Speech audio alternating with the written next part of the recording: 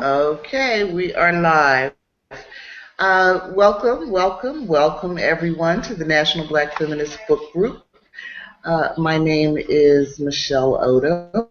I am here with fellow Black Women's Blueprint member, Randie Henderson. Say hello, Randie. Hi. And this is sorry about the drink, but it is hot. I am here in New York and with no air conditioning and about to expire. And so I've got my little cup of ice water. And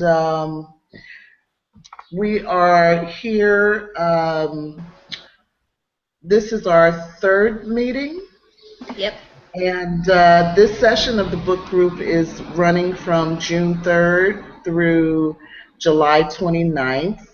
So this is our third meeting, and tonight we are going to be focused on Chapter 2 of our book selection, which is called At the Dark End of the Street, Black Women, Rape, and Resistance, A New History of the Civil Rights Movement from Rosa Parks to the Rise of Black Power by Danielle McGuire. We've had difficulty getting people into the Hangout in our prior two meetings.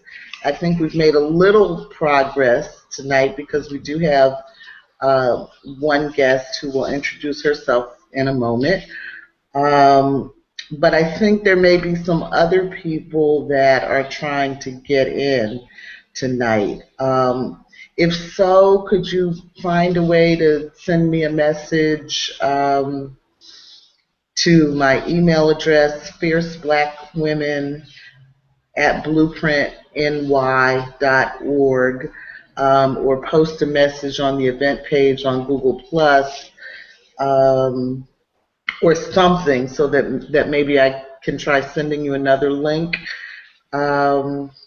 But anyway, I think we're making a little bit of progress getting people into the Hangout, Randie, so I'm happy about that. Randie, you want to say a word about who you are? Hello, my name is Randie Henderson. I am an intern for Black Women's Blueprint, and I am working remotely from Atlanta. And I, again, am very excited for the book club and excited to get into our discussion for tonight. And I hope everyone enjoys it and that we get some good feedback about the book that Michelle has chosen for this series. Okay, thank you. And Vanita? Vanita, can you hear me? Yes, I can. Good evening, everyone. My name is Vanita Goins-Walker, and I live in Cromwell, Connecticut, and I am so happy that my very best friend, Michelle, invited me to the book club. I had to do a little catching up. However, I did, and I'm all ready for our discussion tonight, and I hope everyone joins in and enjoys themselves. Thank you. Well, thank you for joining us. As she said, Vanita and I go way back to junior high, and there really aren't many people in my life I can say that about because I have moved around so much in my lifetime. So, all right, so as I said, tonight we're focusing on Chapter 10. I did, good night. I'm here at the Black Women's Blueprint offices at 279 Empire Boulevard in Brooklyn. And so if anyone wants to come and join me, you can. I'll be here until 8 o'clock. You also may hear some people going in and out because that's what goes on here. Let me just say that we have a community set up on Google Plus called the National Black Feminist Book Group. That's where you can find community rules, the agenda, chapter summaries, video clips from our meetings, and all things book group related. Just search for that name, the National Black Feminist Book Group, on Google+. Um, there's one note I do want to make is about muting your mic. I think it's a good idea if we can keep our mics on mute until we're ready to speak. That reduces background noise. Okay, every time I try to move my screen around, it's getting messed up. So I don't know. I think that's it. Let's go ahead and start our discussion on chapter 2. Looks like we have a couple of viewers on YouTube, Randy.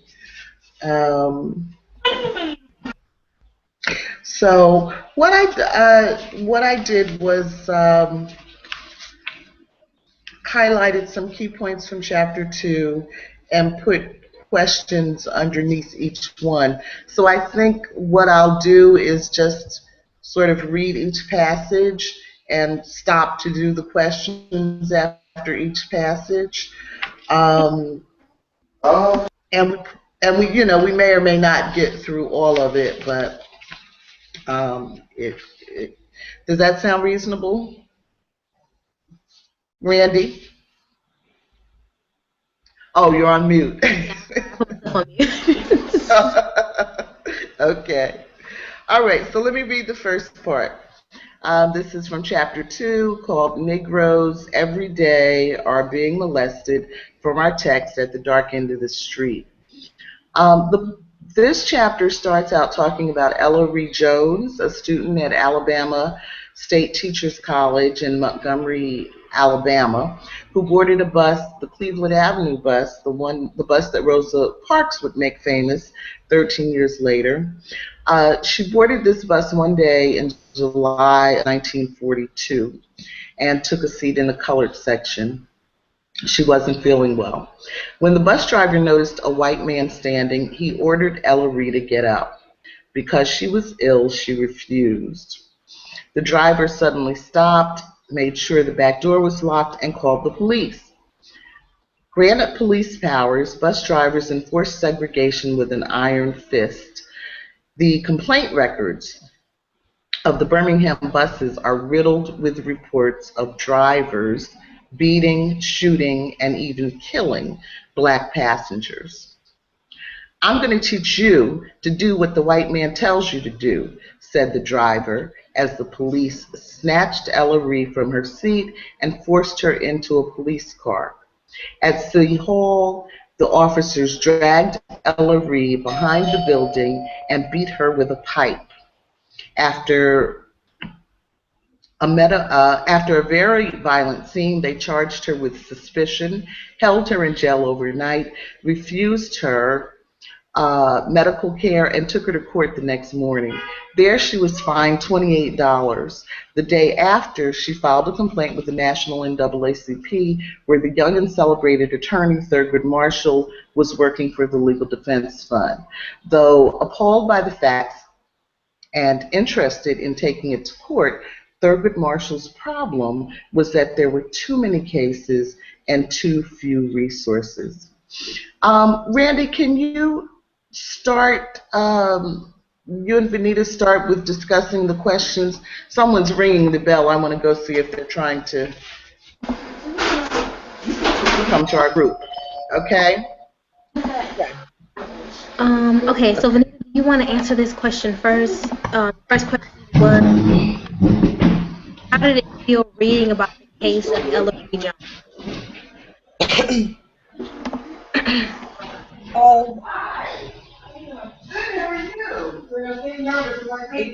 feel very sad.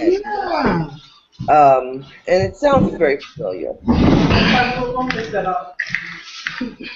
Okay, I'm back. Vanita's just answering the first discussion question. Okay. And that was, how do you feel reading about the case of Ella Ree Jones? Mm-hmm. As I was telling Randy, it really saddens me, but it's not a new revelation. I've heard of many cases of these things happening, and I actually brings to mind an incident that happened when I was a child at my godparents' house at 12th and Pine in Center City, Philadelphia, where I spent probably 70% of my time, from the time I was a baby until probably right for my teenage years. My godmother, which I call her lovingly grandmom, and my godfather, they were more mature people. We were riding a trolley car. In Philadelphia, you have trolley cars that are on tracks, and you have trackless trolley cars, the ones where you have the wires, electricity, and they're just have regular wheels like cars. However, make a long story short, we got on the trolley car, and we were on our way downtown, Center City, Philadelphia. Actually, this was in Center City, and we were on our way from 12th and Pine, probably about 7 blocks down, 6 blocks down to Market Street. So we decided to catch the trolley. It was a very hot day in the summer, and of course, for those that have not lived in the city, when it's 80 in the suburbs, it's 120 there. The heat is the asphalt is so hot, and it was just awful. So we got in the trolley. It was on a Saturday. It was pretty crowded, and my grandmother and I took a seat on the trolley car. Well, it was at that point everyone was sitting down. There might have been, and it was all Caucasian area that they lived in, mind you. She was black. And there was a woman that got on the bus, and my grandmother or godmother said to me, Vanita, no, she looked at me and I looked at her, and she proceeded to get up to give this Caucasian woman her seat. So I looked at her. I was probably about 9 years old. And I says, Grandma, don't get up. You sit right there. And she's like, well, no, baby. No big deal. She was a pretty cool person, and she was a rebel in her own right. I think that day she just didn't feel like it. So I says, well, no. She can stand up. She's not old. You know. It had never dawned on me, her being white. I was raised as a black, in our family, you respect the elders, and the elder got on the bus or a trolley car, you get up and give them your seat. Well, she was not elder, she was not black, and she wasn't old. So I said, well, no, Grandma, you sit right there. So when I think about what happened to Ella Ray Jones, and this was in the 60s, the latter part of the 60s, I would say, probably 68 or 69, in Philadelphia, Pennsylvania, I reckon that might have really caused a huge uproar if I was in the backwoods of Alabama or Georgia. So it's yeah. So it's painful for me. It's scary.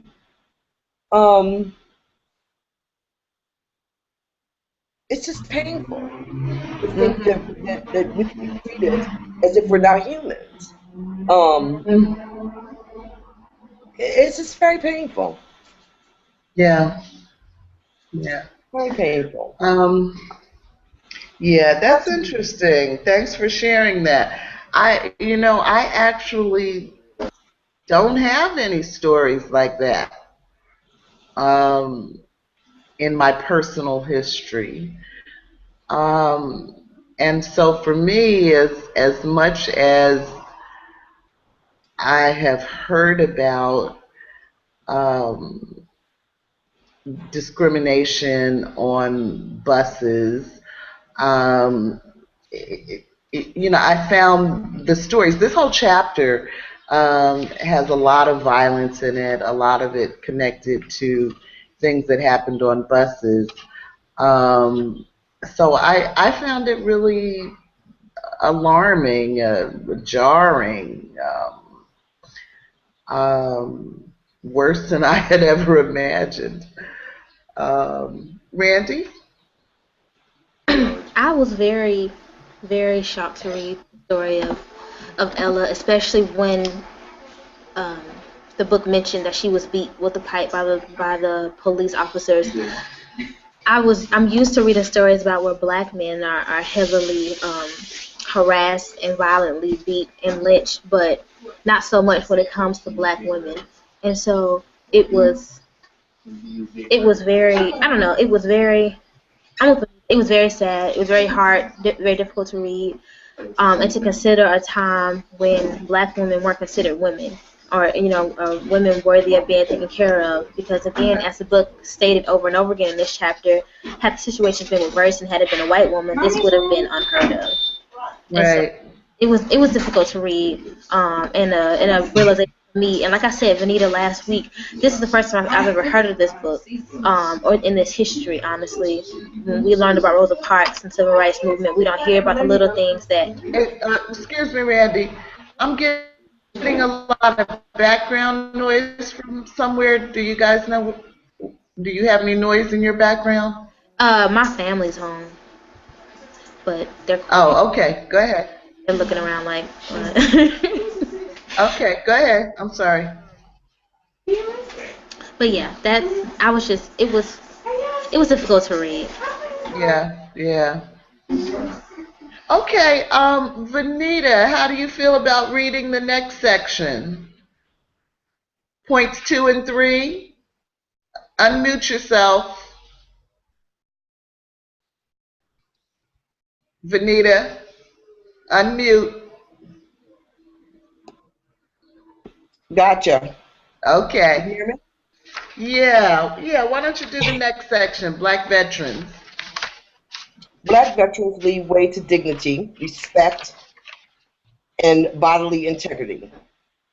Later in 1945, when two black women in their Women's Army Corps uniform were told to stand on a near empty bus so that a white man could sit, marshals knew that the case, I can't see anything, of Private Roberta McKenzie and Private First Class Gladys Blackman would be explosive in the midst of the war democracy.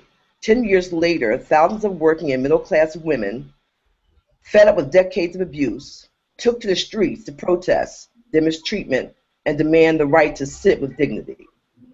The Montgomery bus boycott, frequently regarded as the spark plug of modern civil rights movement, was actually the end of a drive chain that ran back into decades of black women's activism, frequently led by black veterans, for protection of Afro-American women from sexual and physical assault.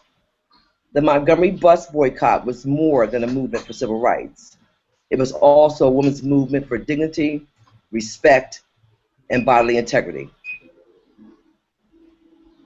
Mr. Civil Rights, aka Thurgood Marshall, was a keynote speaker at an NAACP event to train future leaders held in Atlanta in 1946. He focused on police brutality, discrimination in public facilities, job discrimination, segregation, and the hideous treatment of, I can't see anything. What's wrong with my glasses here? Sorry, excuse me for a second. I got glasses on, I still can't see. No. Must be the light in here. Where was I now? He focused on police brutality, discrimination in public facilities, job discrimination, segregation, and hideous treatment of returning black veterans, a topic on everyone's mind that year. Having helped defeat Hitler, black veterans returned home with a new sense of pride and purpose, and often led campaigns for citizens' rights, legal equality, and bodily integrity, and became the shock troops of an emerging civil rights movement. White Southerners responded with a wave of violence. I guess the next is the questions. Mm-hmm. Randy, would you like me to read them? Yes. Am I still okay? Sorry, I was muted. Okay, the first question. Did you realize... Go ahead, Benita. Did you realize how key black veterans have been in leading civil rights causes? No, I did not. I knew for the last chapter I learned about the soldiers and how they wrote letters to the governor, the president, demanding equality and justice for black women because they were abroad fighting for freedom, and then when they came home, and to come home and to realize that their own country wasn't standing by what they what they were making them fight for infuriated them. So I knew about the soldiers, and I can only imagine that when they came home, they would be just as um, provoked to really stand up and do something. And in the chapter, it says, black veterans came home very proud. They came home happy, of course, because they came home alive, and because they had fought and did a good thing. And to come home and still be treated like that was nothing. I can really imagine why and how they would be such key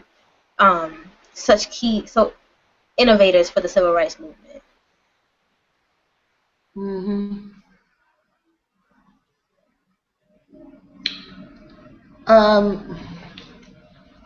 I don't think I realized how critical veterans had been either in civil rights activities. I knew they were involved, but I think, really the experience of reading this chapter, or really of reading this book, is filling in a lot of specific details, names, cases. Mm-hmm. She names a lot of cases in this chapter. I haven't heard of any of them. Right. So hearing the details of it, I think does give me a greater appreciation for the role they played. Yeah. Anita, did you realize? Unmute yourself. Unmute. Actually, I did. Okay. I remember my uncles, Vietnam veterans. I remember so many things. And I was a child. I was very observant, and there was a lot of people around me, so I saw a lot of things. I remember them coming back from the Vietnam War, and I remember how poorly they were treated in regards to just being a veteran, period. Coupled with that, being a black veteran. Coupled with that, being discriminated against anyways.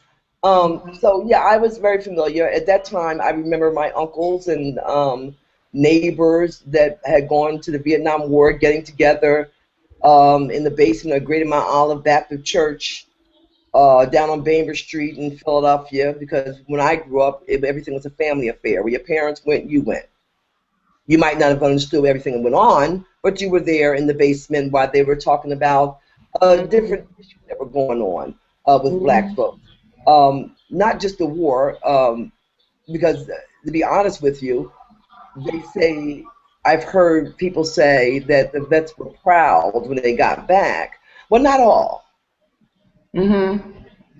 Are you talking about Vietnam vets or earlier? Vietnam vets. Uh-huh. Not all. Not right. all were proud when they got back. And that bothers me sometimes that that's used so loosely, as if everyone was. Everyone didn't want to be there. I remember my uncle. Go ahead.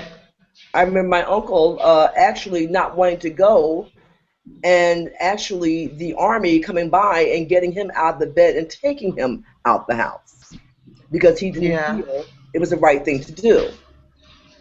Yeah.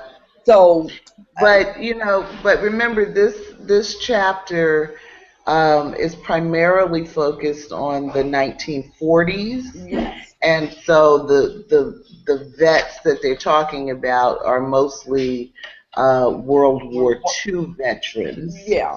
And at that point, people believed that America was doing a good thing,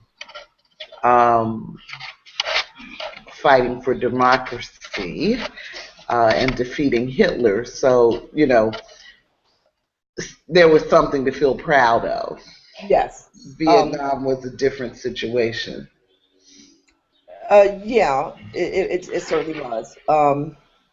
But yes, to get back to the subject, I was not aware of the extent that they played, but I did know that they played a big role, a large role in the civil rights in general. Okay. Okay, why don't we skip the next question and move on to the next section? Randy, would you read that, please? The two couples? Unmute yourself. Unmute. I'm sorry. You All right. want me to read 4 through 6 or just about the couples? Yeah, 4 through 6. Okay. Two couples lynched beneath Moore's Ford Bridge, epidemic of mob violence. White mob violence led by Georgia State Police included the broad daylight killing of two black couples beneath Moore's Ford Bridge. Roger Malcolm and his pregnant wife Dorothy, and George Dorsey, her brother, and his wife. Earlier in the summer, Roger stabbed his white landlord for showing sexual interest in Dorothy, and her brother said black men have the same right as white men to protect their women. Frederick Douglass had said a century earlier that the myth of the black man as rapist was an invention with a well-defined motive. That myth was used for Reconstruction on as a way of keeping black men from voting and a catch-all drag charge to justify white on black violence. An example was the mob into which white police released John C. Jones and Albert Harris in August 1946 for acting uppity when they protested an unfair land deal. The men were accused of prowling around a white woman's window, but she refused to press charges. NAACP leader Walter White described the rampant violence in 1946 as a rabies of the spirit, a mob sickness, and a dread epidemic, and joined with 40 civil rights groups to form the National Emergency Committee Against Mob Violence. Images of lynchings and mob violence mocked ideas of democracy America was selling abroad, and the Soviet newspaper Trude wrote an expose on the position of Negroes in the USA. The Emergency Committee met with President Truman, who responded with Executive Order 9808, creating the President's Committee on Civil Rights on December 5, 1946, nearly a decade before Brown. The committee's report condemned lynching, disenfranchisement, and racial discrimination of public accommodations, housing, and employment, and agreed it was the federal government's job to protect individuals from racial violence. That would not be codified until the Civil Rights Act of 1968. Segregationists, including Strom Thurmond and James Eastland, viewed the report as an attack on the Southern way of life and an invitation to interracial sex. Rosa Parks was concerned about backlash and warned colleagues at the Alabama State NAACP convention held in 1948 to be wary of any federal civil rights promises. Okay. The discussion questions out of this are, was Rosa Parks a prophet? And was it reasonable in 1946 to expect that the federal government could offer protection to victims of racial discrimination and white on black violence? If so, is it still reasonable to expect such protection in 2014?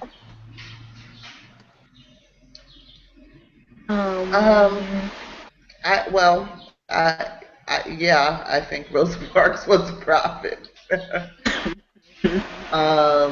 And yeah, I think in 1946,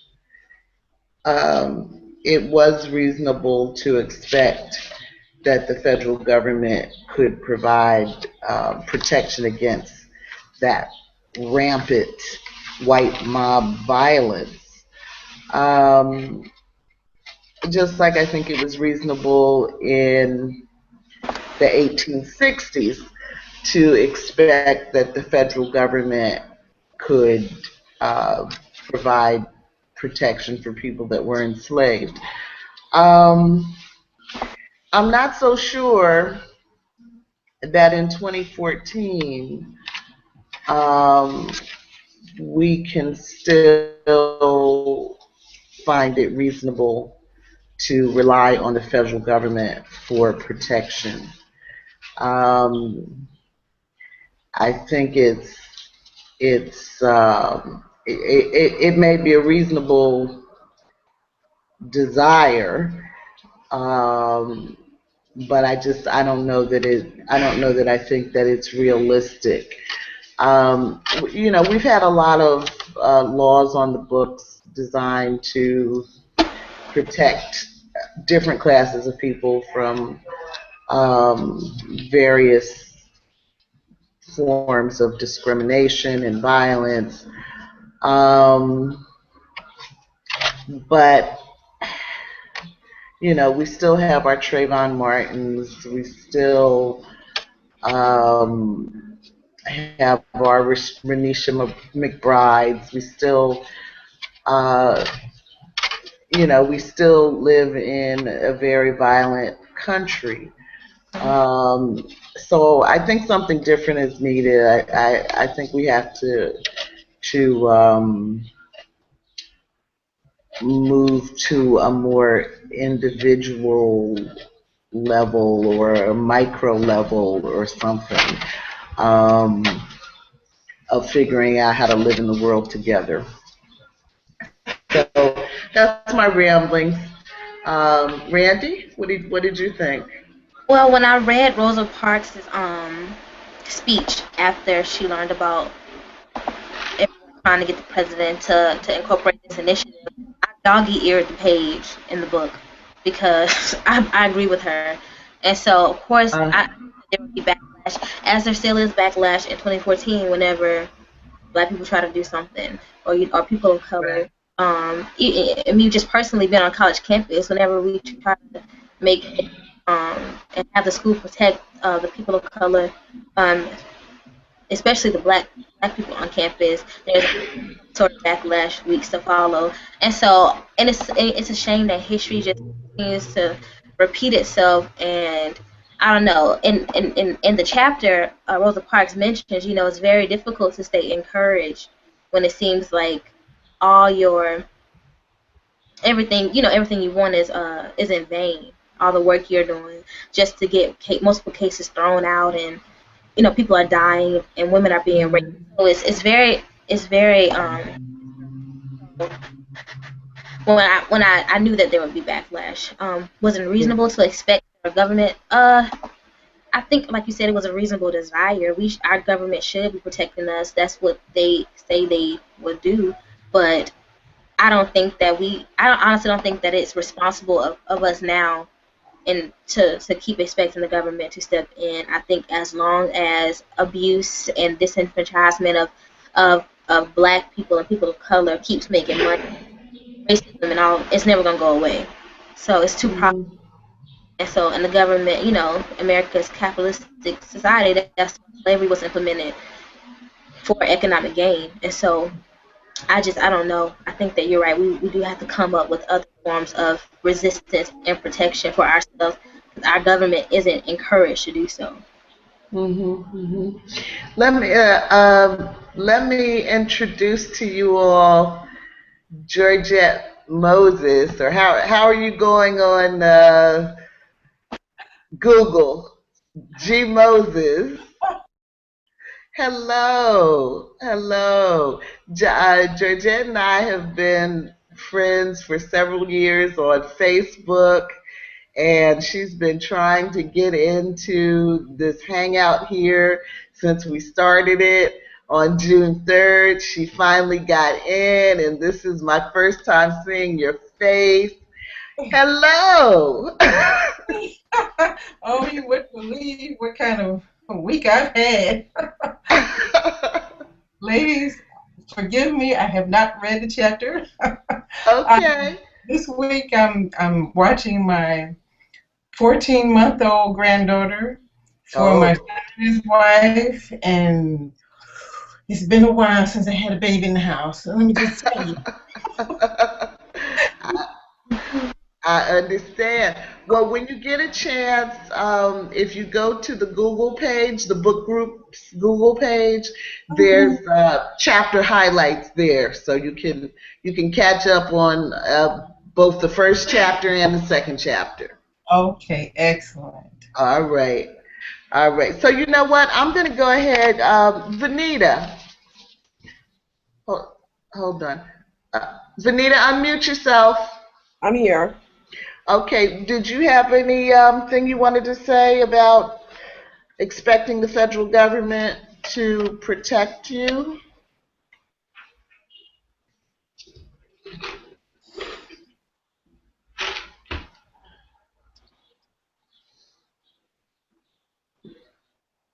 I do believe it's reasonable to expect the federal government to protect us. However, I don't think it's responsible of us to rely on them to protect us.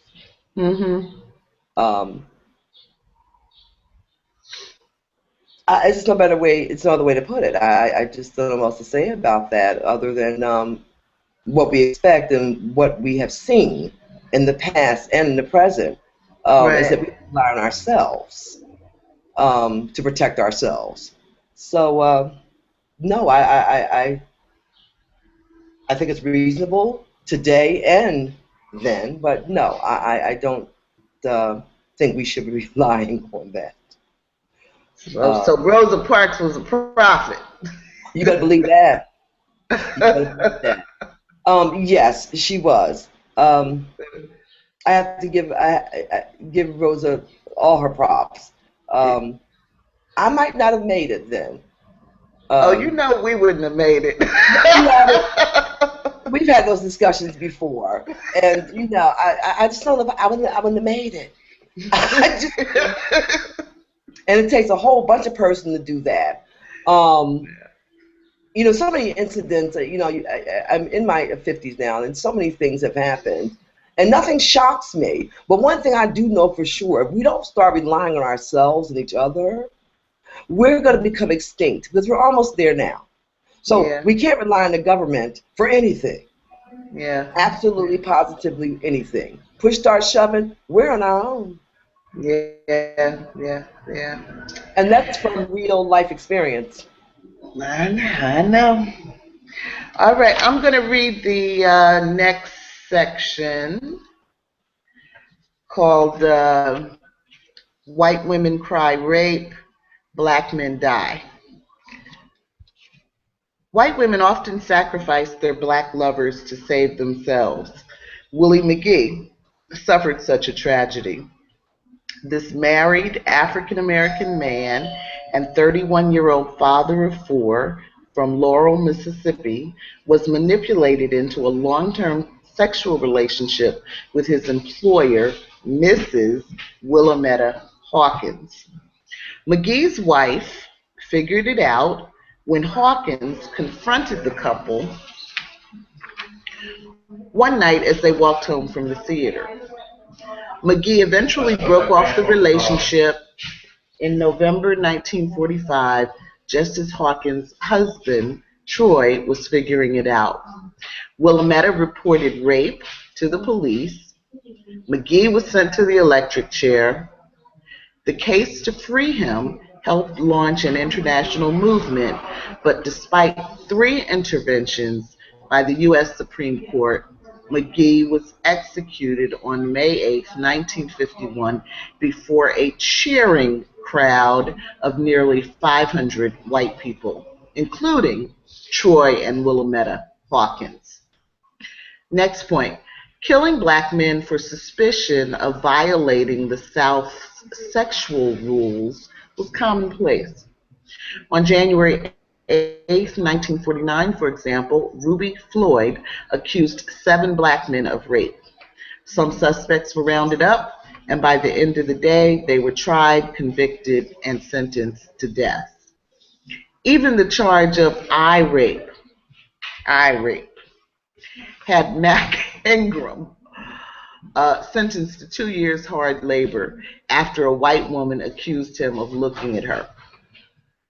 Jeremiah Reeves, a 16-year-old, seen by a nosy neighbor as his white female lover was undressing, was executed in 1957. Third point, Gertrude Perkins, 25-year-old, was walking home the night of March 27, 1949, when 2 cops accused her of public drunkenness, drove her away, raped her at gunpoint, and dumped her in the middle of town. She went straight to Reverend Solomon Shea Sr.'s house, where she was invited to stay the night. In the morning, Shea recorded her story, notarized it, and sent it to a syndicated columnist named Drew Pearson, and then took her to the police station where they refused to hold a lineup. E.D. Nixon and other ministers got involved and organized the Citizens Committee for Gertrude Perkins. Shea was elected chairman, and when he left the meeting that night, he walked into a wall of police cars and headlights. He was beaten and arrested, and the ministers went to his defense. A massive campaign was launched to keep pressure on about Gertrude Perkins. Finally, her case was sent to a grand jury, but no indictment was returned. Many were pleased with the groundswell of protest around this case would be even greater in 1955 when Rosa Parks was arrested. Shea would become a pivotal leader in that movement. Okay. So these two slightly provocative questions. Do some white women have an especially strong attraction to black men? And if so, what do you think is about? And do some white men have an especially strong attraction to black women? And if so, what do you think is about? I want to answer the first question. Okay. I don't want to insinuate that interracial couples don't exist, and that, if you're educated about the history of this country and about your family, that it can't work. I do think that it can work. Do I think it can work on college campuses? No, I'm really skeptical, and most of my experience has been through college campuses. And when I was abroad in Ghana, a girl who was on the trip with me to Ghana, not with me, we both went to different schools, but she had this fascination with Ghanaian men and Ghanaian baby boys. Like, she couldn't help herself. It was really ridiculous and very obvious, and extremely sad. And I think that stems from this whole idea of black people and black men particularly being hypersexualized. Black men have really, are said to have really excessively long privates. They're like beasts in bed, Mm-hmm. and Mm-hmm. have been portrayed as very docile and petite and ladylike. And so to be with a black man and to fantasize about a black man is a form of rebellion, just from my observation to them. Extremely fetishized, exoticized, and not, I think that has a lot to do with it. They don't see black men as men. Mm-hmm.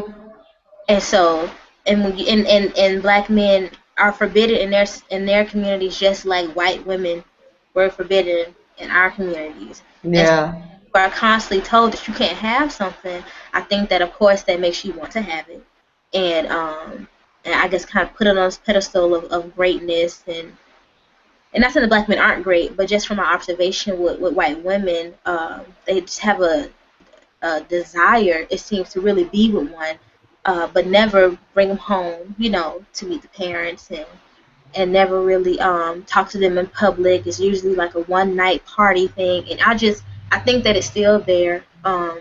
It's very evident, and I think the violence associated with it is honestly still there, which is why a lot of interracial couples get so much get attacked so much, because a lot of that hate and ignorance and racism is still there, because we haven't acknowledged the history of interracial rape and during the civil rights movement and Mm-hmm. associated with white women in general. So that's my take. Okay, thank you. I very much agree with your take, especially the part about the forbidden fruit. I do think there's something that just makes you want something that you've been told you can't have. Vanita, unmute.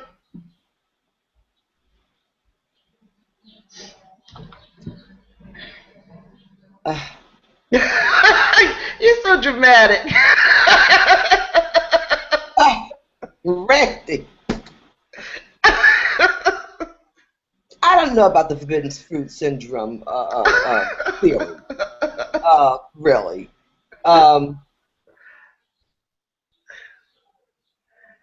White women are bored.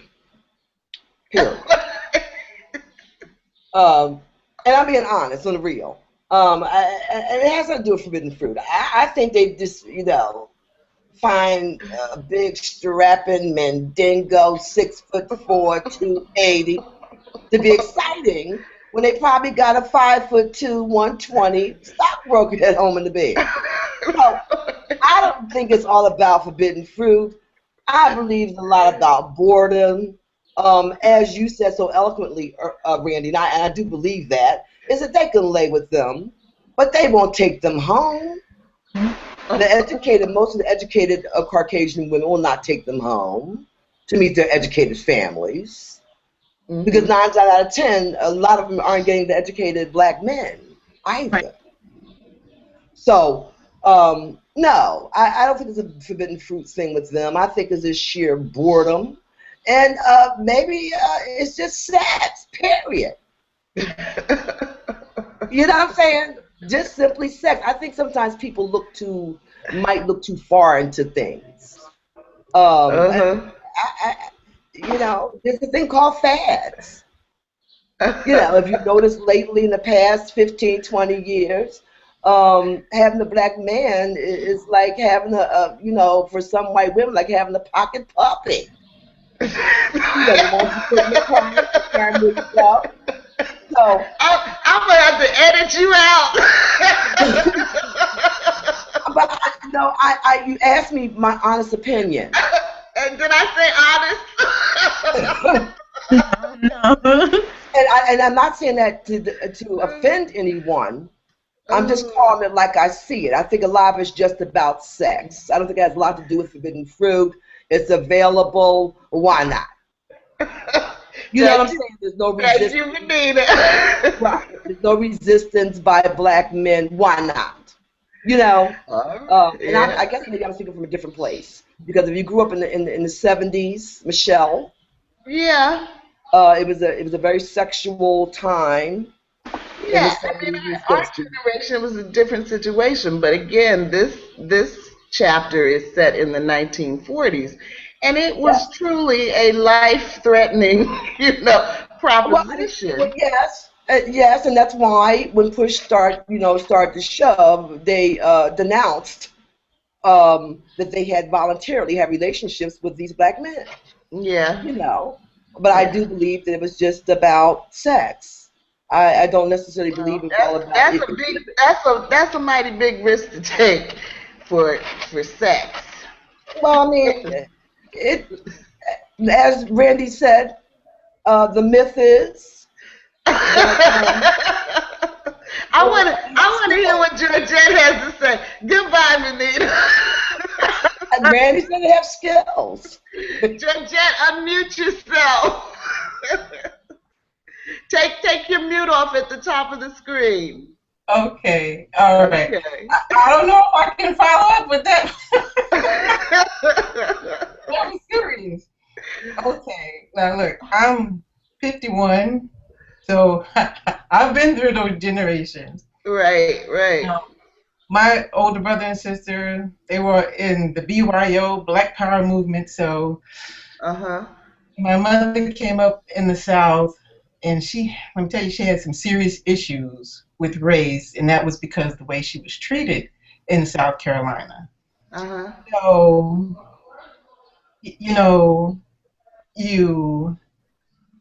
every generation, you come up and you have a little more freedom. Right. So you want to push the boundaries.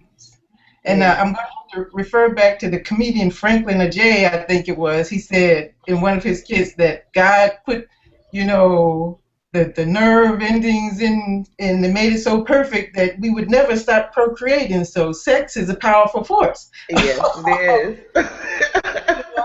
And then there's also, that curiosity, about, well, what is this person all about? They seem one way, and and you want to experience that. Right. But Lord have mercy, if somebody was going to lynch me and set me on fire and cut my privates off, I think I would have refrained.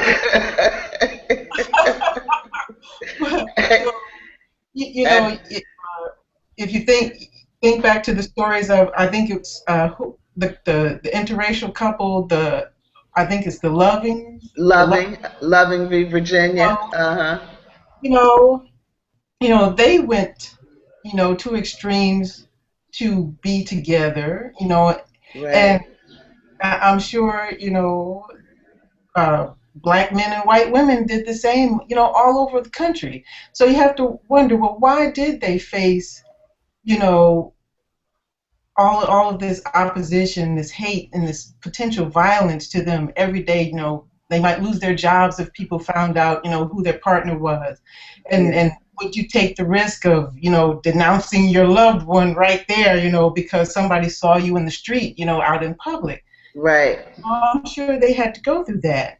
And so, and then coming up to, today, I have two sons. All right. One, his wife is white, and being from the, Afrocentric Black Power, my but also I was in the Air Force for a long time, and I got to, travel the world and see other people.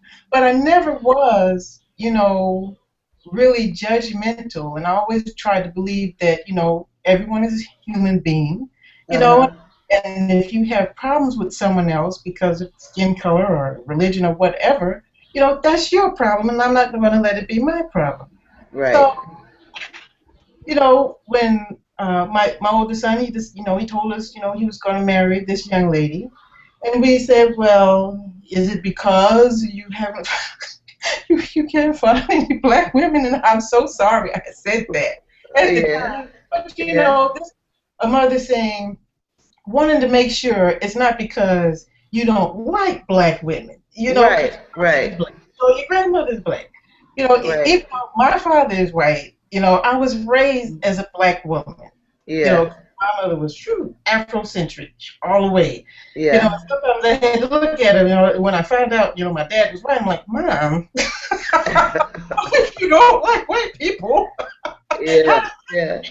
How's that working? It's because people, in their core, they're going to be human beings, and you know what that other person, whether they're Chinese, white, black, green, or purple, as my mother would say, what that's in them, that spirit that is attracting you to them. So I think it's on another level, and then we complicate everything with, our false morals and how we want to view the world and ourselves and other people, and then we, these laws that were put on us to try to continue to make us separated and feel, make one race feel better than the other, and then, the other race, well, am I human, and then when I finally have my rights, you're still not treating me like a human, so how will I, reinforce my humanity and my rights?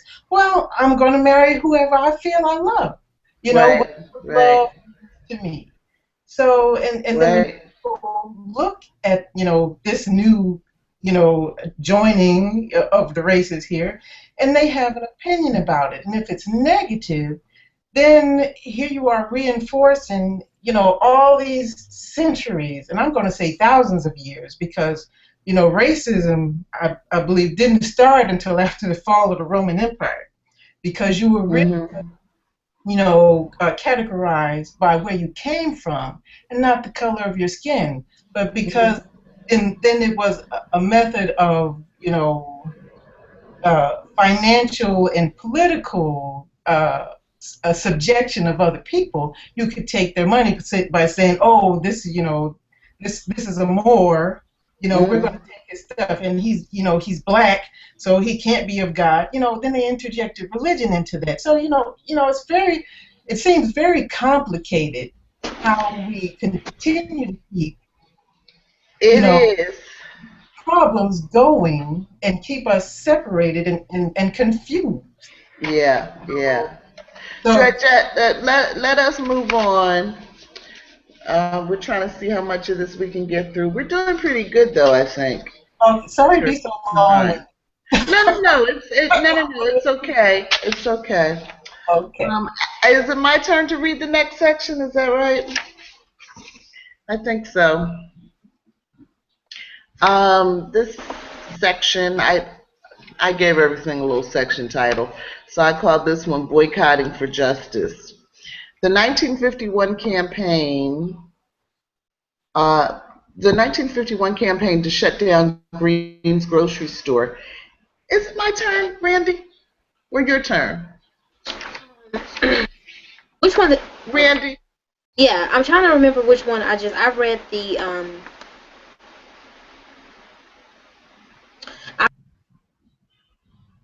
I think it's your turn. Okay. Or Benita's turn. So, Boycotting for Justice. The 1951 campaign to shut down Green's grocery store after the owner, Sam E. Green, a white man, raped a black teenager, Flossie Hartman, will be led by the largely independent World War II vet Rufus A. Lewis. The campaign was a success, driving Green into the red and established the boycott as a powerful weapon for justice and sent a message to whites from his bodies with impunity. Soon enough, an even larger boycott would be imaginable for the African American community. Abuse on buses in Montgomery, Alabama continued as the norm, having a particular impact on working class domestics and day laborers. Black women, under the leadership of Joanne Robinson of the Women's Political Council, decided to take on the bus drivers, demanding to be treated like ladies. A rich network of social and political organizations got involved. These clubs provided spaces where black men and women, free from white surveillance and racial domination, could work out community problems, organize politically, or just relax. The sheer number and diversity of organization explains the relative speed with which the 1955 boycott began. After all, it seemed spontaneous from a distance. Vernon Johns, the irascible and outspoken preacher at Dexter Avenue Baptist Church in the 1940s and early 1950s, regularly chastised his silk-stocking congregation for their apparent resignation to Jim Crow. Though organized, with few exceptions, clubs preferred focusing on racial uplift and charitable causes as opposed to protesting against white supremacy. The questions are, how did Lewis's independence impact his ability to engage in protest activities? What is a silk stocking congregation? How significant is it that middle class people became involved in the bus boycott? And what impact do class divisions in the black community have on our ability to achieve?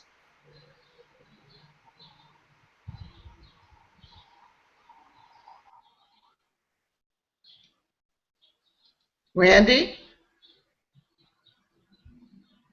We've lost sound with Randy. Can anyone else hear Randy? Benita, can you hear Randy? Yes, but she was breaking up a lot. I didn't hear very much of her. Yeah. Can you hear me? Now I hear you. Yeah. Where did you The last sound hear? was really. The last I heard was, "What is the silk stocking congregation?" Okay, I was reading the questions. How significant is it that middle class people became involved in the bus boycott? And what impact do class divisions in the black community have on our ability to achieve real freedom, justice, and equality in this day and age? Okay. Anybody want to go first? I have wanted to take a stab at question D. What impact do class divisions? So class divisions, in terms of how it impacts the black community, are really starting to scare me now that I don't know, now that I'm older and I can see that there's a class division in the black community. I didn't really know there was or recognize there was until I got older. But it's the same old story. How can society be racist if we have a black president? How can blacks be in poverty if Oprah did it? It's just it's crazy. And when you have black people saying, I'm going to raise black people within that 1% of wealth saying my child is going to be colorblind, that's very scary to me, because a lot of us can't afford to be colorblind. We have to know that we are black at all times and act as it in terms of protecting ourselves and just being aware that we are, rich black people don't get called out their names in their face, and that's just not a luxury we have in middle class or lower class societies. And so I think that one of the ways that this country has seemed to shy away from racism and sexism that black women endure is by showing how those black women made it. And it's just not it's not a reality for us in real life. I think it makes a lot of people complacent, which is why I understood how the pastor could be so frustrated with his congregation because it's infuriating when we have so many people on the ground suffering, and I don't really get the feeling a lot of times that rich black people care. I'm not asking them to give all of their money because that's their money. They all the money that Beyonce. It's just not gonna happen. So I think that it's crazy for us to insist they do. But when you go around walking around talking about being colorblind, that's scary to me. Yeah. It makes me feel like we're taking steps back instead of forward. So. Okay, Vanita, something tells me you've got a lot to say.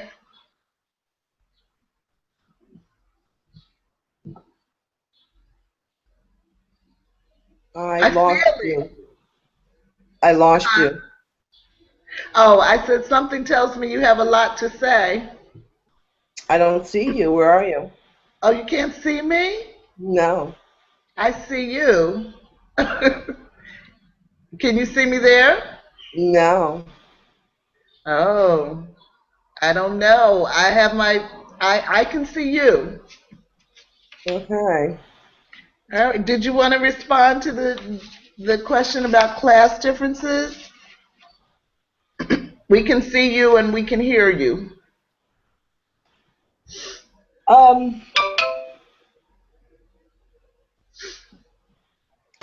Michelle, I'll be right back. My computer's dying.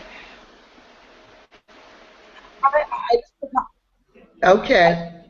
I listen to conversations sometimes, many times, especially among the middle class, educated black folk. And also it depends on where you live. I live in Connecticut.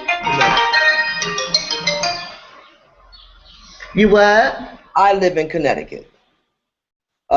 So you have less black folk that live in Connecticut than you do in metropolitan areas like New York and Philadelphia and Washington.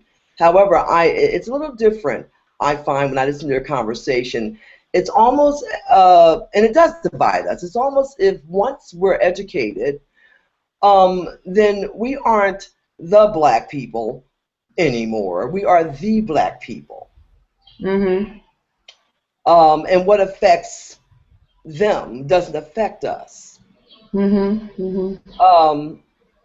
Although the color of their skin has not changed, but they assimilate themselves into white society fairly easily. So it divides us because and I hear that so often, and it hurts me a lot, and it upsets me. They move to the suburbs. They buy a $400,000, $500,000, $600,000 home. They drive the BMW 750 series. They have now removed themselves from the struggle. You know what I'm saying? We have arrived, and I hear that attitude a lot among educated black folk. Where they put their stuff over here now, and those people over there. There's no invisible fence that protects anyone from anything. Whatever happens in the city, it's all of our concern. When a black child cannot read, that's all of our concern. When a mother is being beaten, that's all of our concern. But I do see division in class right within our race. Right. And many times it's blatant. It's not subtle. It's actually out and out blatant. It's not, we are the blacks, not the blacks anymore. So some conversation has to happen there. Yeah. I mean, has anyone else experienced that or? Let me pull Georgette in. Georgette, unmute yourself. Okay. Well, yeah, I've seen that too. And Yeah. I wonder if it's something passed down from, when we were enslaved, and so you needed something to set you apart from, who's out in the field and who's in the kitchen. You know, Right. this is just another version of, that separation, trying to make yourself feel better about your position in life, even though, as Vanita said, you can't change your skin color, and Right. when it hits the fan, even with President Obama, they called him out of his name, with Tiger Woods, with all his, talent and fame, there were jokes about chicken, Right. at the, golf house. And, even Oprah had her unfortunate comeuppance at that very ritzy store overseas. Yeah. So even, I would like to believe that the people who have money, not all of them, you know, are educated in a way that's more well-rounded, that they've been able to travel the world and see America from the outside in, and just see how, the game is played, to keep you divided so you have no power. Right. How can you help your brother and sister if you're still watching your flank, your stocks or whatever you call your brand, Right. make sure you still, can maintain your standard of living. But what good is your standard of living if, you're stranded on the highway at 2 a.m. and that cop comes by? Okay, Right. you're just as black as you were before you made your money. And Yeah. who would recognize you? And it's up to Right. the person who is in power, So it doesn't matter how much money you have or education, or your status. Who has the power over you? Because at that moment, at 2 a.m., that officer of the law has complete power over whether you'll make it home that night, or you would be in jail on some charge. Right. So it's really, and still a problem, and I don't know, how we can overcome it, as a people, even as a human race, because that's still, that same problem exists in other cultures too, and I think as Right. they become westernized, it's even exacerbated, it's even worse, Right. because you want to make yourself something you're not, you know, Right. Right. without the money, without the stuff, you still, you're going to bleed. You live and you'll die. And your life could change in a split second, and you'll be back wherever you started, or where you Yeah. thought, that bum in the street was that you walked by that you thought you were better than. You could be there, tomorrow. Right. Right. Right. So Yeah. I don't know. Perhaps if we hmm, increase the education and exposure of the young people coming up to try to change the mindset. And media is a good thing, but it still pumps all these images into their heads, so they're not grasping, they're not working for the things of substance. And so they Right. don't know the true value if they make those millions of dollars. What's the real value of all those dollars they think they have in the bank? It's just ones and zeros. you know, Right. and the value of it is given to you by who's controlling, the Federal Reserve, actually. Yeah. Yeah. Yeah. So, and Yeah. more cultural, appreciation. Because if you leave you know, I'm going to be who I am no matter where I am. Yeah. So I'm not going to try to be, whoever in some country club because I wouldn't be comfortable there, you know. And Or I kind of lost my thought there. But,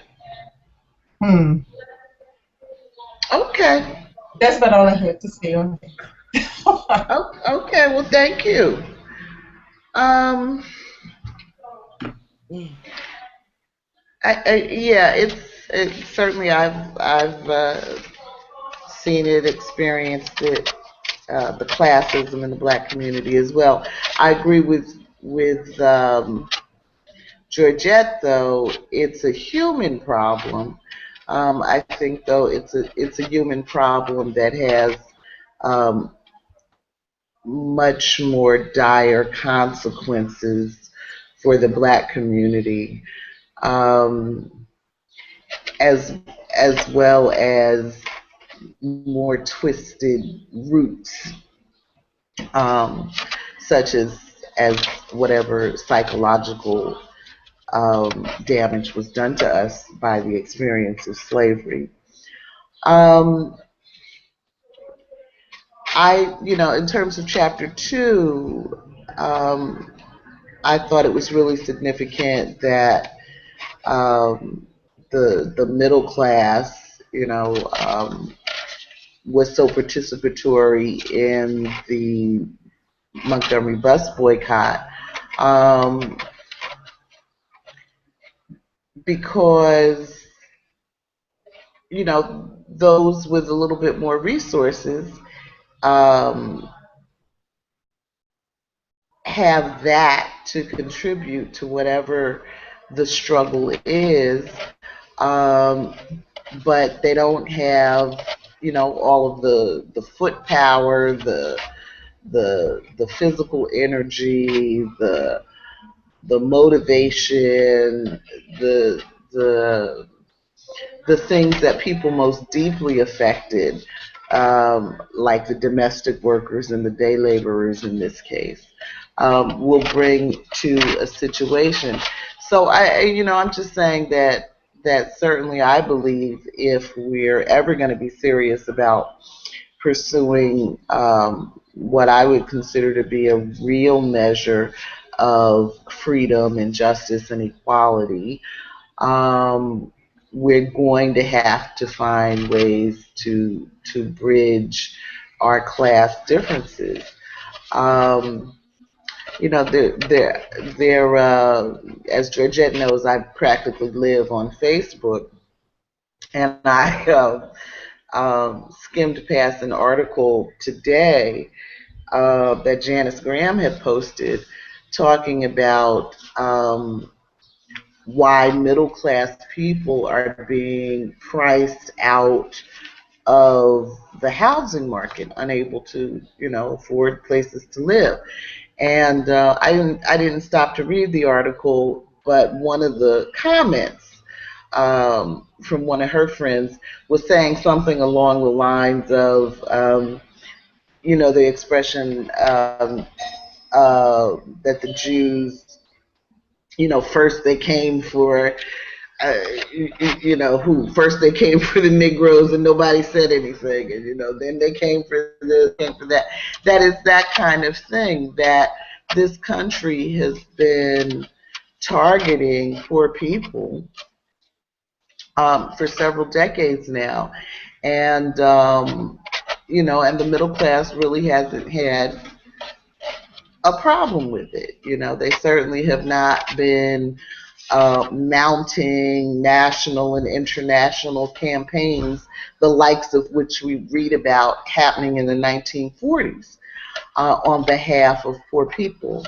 And so, now those same forces are taking aim at the middle class who have, conveniently called themselves now the 99%.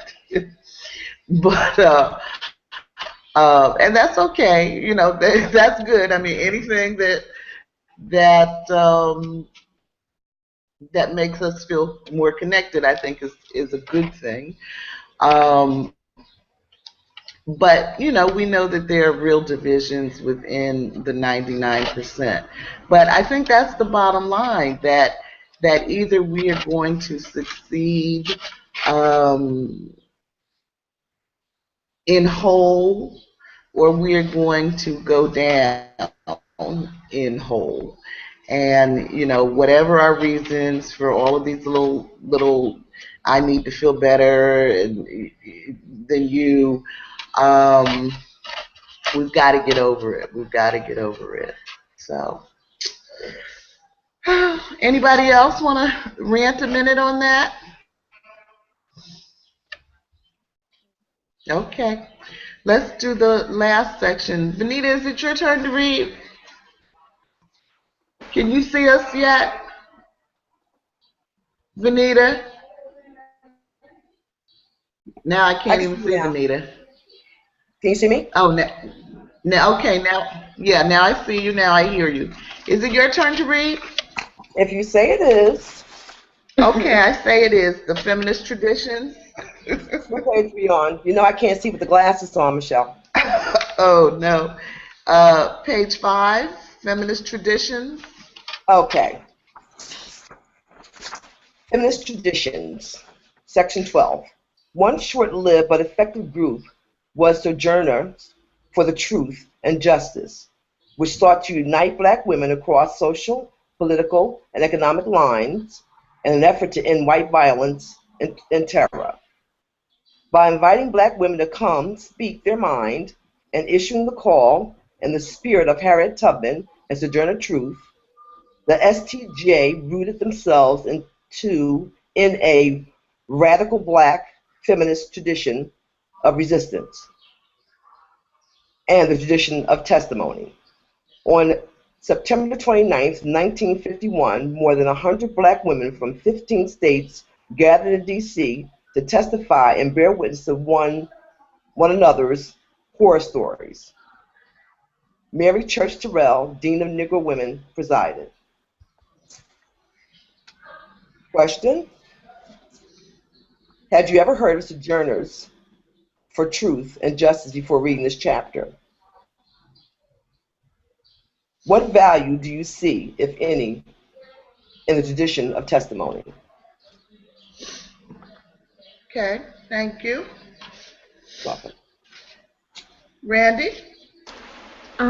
Okay, so I have never. I can't hear you. Can you hear me now? Okay. Yes. Michelle, Yeah. can you hear me? Yes. Okay. Yes, Again, I hear you. Can you hear me? yes. Yes, I hear you. Okay. I have never heard of Sojourners for Truth. Before reading that chapter, and I really like that You, they. And I really like that they named themselves that. They call themselves that. I see great value in testimony. I think testimony is healing. I think it's nice to know. I find a lot of reasons why people are silent. It's because they think they're the only ones. And when you testify, when you speak, you learn that a lot of people are going through what you're going through, and that can be healing for a lot of people, especially when you know you're not crazy, and when you know that what you're experiencing is a real problem, and you feel empowered because it's not just your problem, it's somebody else's. And so I really believe in speaking up and telling somebody what's wrong. And so I really love that in this chapter, Danielle highlighted the women who did that, and she talked about these little groups that nobody has heard about anymore, but they were powerful for the women then, and so it's powerful for me to read it now, and being part of this blueprint, and for Harriet and all these other spaces that encourage women to stay, to hold on, and to keep going. So right. Thank you. Thank you. Georgette, had you ever heard of take your mute off. Had you ever heard of the Sojourners for Truth and Justice? No, I hadn't, but as Randy said, that's an excellent name. Yeah. And absolutely, when you share, when you have the courage to share what's happened to you, you Mm-hmm. galvanize others to do the same. And I think we can see that in a lot of other instances that have happened, recently, when victims have come forth, of different types of abuse. Right. Then they don't feel alone. Right. So that fear of stigma, being stigmatized and being, when you're the victim, you feel it's your fault that it happened to you. You could have done something, to avoid it, but that's not always the case, So I think that's a very valuable tradition, and Yeah. it's probably moved a lot of more movements, that have happened in that time, and since then, been successful in changing laws and and healing people, as Randy said, you know, and we need a lot more of it, you know. I agree. Benita?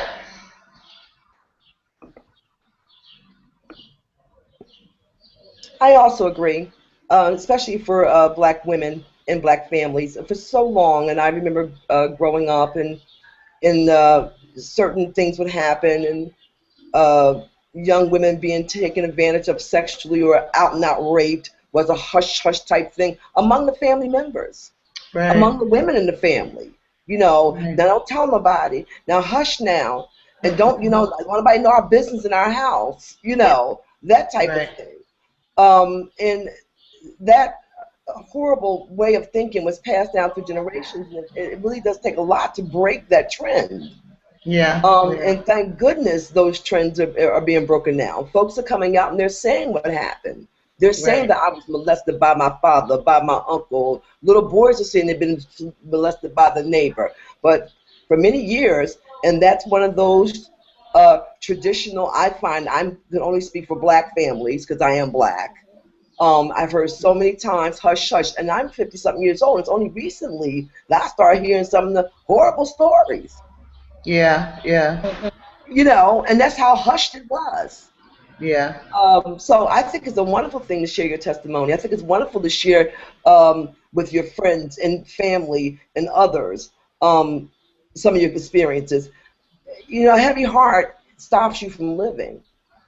Yeah. But just to be able to let that off your heart, you can start to live and stop Right. continuously being victimized for the rest of your life because you have to hold inside because, oh, it's shameful, and hush your mouth, and don't let anyone know, and keep it to yourself. This is a Yeah. good thing. It's a good day. Yeah. It is a good day. I think we have to also be sensitive to the impact that hearing our testimony has on other people, because in a way we are offloading our burden onto the community, where hopefully it can be spread out and handled better than you can handle it as an individual. But it does have an impact on the people that hear, and I think that's why a lot of times people don't want to hear uh, your story, because for lots of reasons. They don't want to feel any obligation to do anything. They don't know what to do, and they're just left with this, just left with a bad feeling. And so, in fact, that's one of my concerns about reading this particular text at the dark end of the street. It is so filled with violence of all kinds, the real violence of our history. Um, but I think one of the reasons that so many black people don't know much about our history is because when they start to get into it, they're confronted with the pain and violence. I mean, I have friends that don't want to watch 12 Years a Slave. They won't see things like that because it's painful. Certainly blocking it out doesn't make it go away or stop it from happening.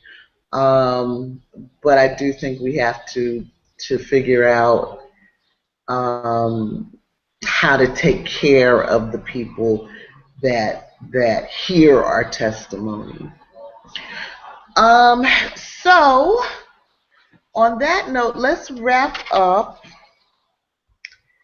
And who wants to be the moderator for next week? Chapter 3. Vanita, did you get the book? Of course I do. You want to do chapter 3? I think I would volunteer to do it next week. Let me see what goes on. I think I'm going to have that little new person of ours. What? Well, that little new person can join the webcam. That ain't no reason. I'm a little new at this, so give me a minute, Michelle. Georgette? Here we go. And look at Rick smiling. Well, what are the duties of the moderator? What do you have to do? The duties of the moderator are to write the highlights of the chapter and come up with a few 5 or 6 discussion questions or whatever. We kind of have 2 different models. We have Randy that did the prologue in chapter 1, and we have me that did tonight's highlights. Both of them are on the book group page, to serve as models if you like, but really find your own style. The ideal, though, is just, to lead the discussion. Okay. All right. I volunteer. You volunteer for chapter 3. We've got Georgette. All right, Vanita, you're doing chapter 4, so don't even... Now, Michelle, give me a chance to get acclimated into this. I'm a little shy about these things, so I'll be way down there in chapter 7 or 8. So let's start coming in now. Where's all the folks? Yeah. Start coming in. I've got unsolicited today. Okay. But yeah, so Georgette, though, if you could type it up, whatever you have, and get it to us a few hours before Tuesday's meeting so we could post it, Okay. That would be great. Okay? All right, no problem. Okay, I think I don't have anything else to say. Does anyone else have anything else to say? It's been a pleasure meeting you, Georgette and Randy. Thank you. Yeah. Thank It's been you. a pleasure. Absolutely. Yeah. Okay, well, good night, everyone. Thank you for joining us. Thank you, Michelle. Randy, as always, it's just a pleasure to work with you. Your friend Shanice Oh, yes. was telling me the other day that you've been having a good time, so I was telling her I'm so happy to be co-hosting with you. And Vanita and Georgette, I'm so happy that you were able to get in tonight. That is progress. Thanks to you, Michelle. This is the first week we've gotten anybody in, right, Randy? You made it easy. Yeah. So again, I say to the world, if you send me your email address, I will work with you personally to try to figure out how to make it happen. Labib Hamid, I don't know where you are. I know you're out there somewhere. I think you were trying to get in tonight. I'm sorry it didn't work out. All right. Good night, everybody. Good night. Bye, Georgette. Bye, Randy. Bye.